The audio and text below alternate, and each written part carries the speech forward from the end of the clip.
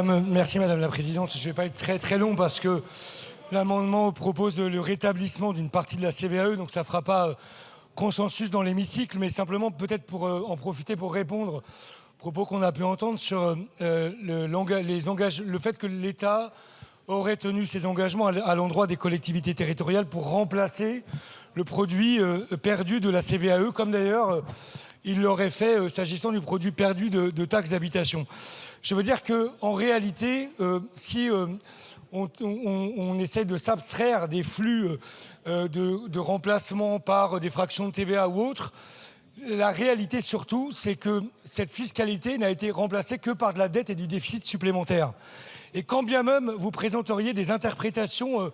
qui neutraliserait l'impact de ces réformes sur les finances locales. La réalité, c'est que la dégradation de nos comptes publics appelle aujourd'hui l'État à demander un effort aux collectivités territoriales qui se traduit par le DILECO, le gel des fractions de TVA ou encore l'imputation du coût des retraites des agents territoriaux sur les comptes des collectivités territoriales. Et la réalité, c'est que le modèle, ce que vous avez fait depuis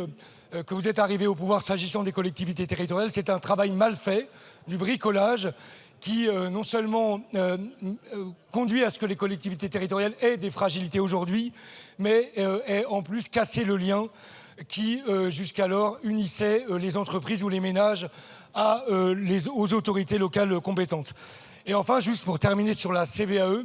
vous dire qu'en effet, vous avez le droit d'avoir vos convictions, de considérer que les impôts de production doivent être combattus pour la stimulation de l'activité économique, mais nous avons le droit de regarder les faits et les résultats de vos politiques, des politiques que vous avez menées.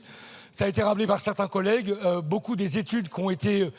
réalisées ces dernières années attestent du faible impact de la suppression de la CVAE sur l'emploi et sur l'économie. Donc c'est la raison pour laquelle nous vous demandons de sortir du dogme et d'enfin